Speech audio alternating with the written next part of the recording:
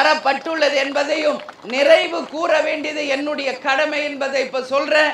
சுமார் 250 கோடி மதிப்பீட்டில் தொகுதி முழுவதும் 274 தொகுதி தெருக்களுக்கு தார் மற்றும் சிமெண்ட் சாலைகளை அமைத்து கொடுத்து ஒரு சீரான ஒரு சாலை அமைப்பை அவருடைய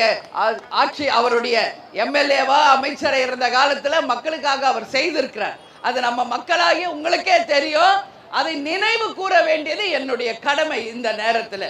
அதே போல இங்க மழை நீர் வடிகால் கால்வாய்கள் 120 கோடி ரூபாய்க்கு 678 தெருக்களுக்கு சிறப்பாக செய்து கொடுத்திருக்கிறார்.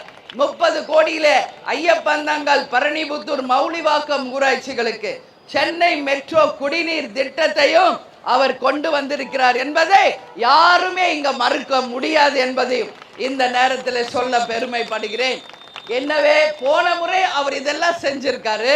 ஏதாவது விடுபட்டிருக்கு, இதெல்லாம் அண்ணன் செய்யணும்னு நீங்க நினைச்சிருந்தீங்கன்னா உறுதியாக இந்த முறை ஜெயிச்சு நிச்சயமாக அந்த பணிகளையும் 100% ஆலந்தூர் தொகுதிக்கு மிக சிறப்பாக பணியாற்றுவார் என்ற வாக்குறுதியை இப்ப உங்க முன்னாடி நான் சொல்ல கடமைப்பட்டிருக்கிறேன். அதே போல இந்த முறை ஆட்சி அமைக்க போவது நமது மதசார்பற்ற வெற்றி கூட்டணி தான்.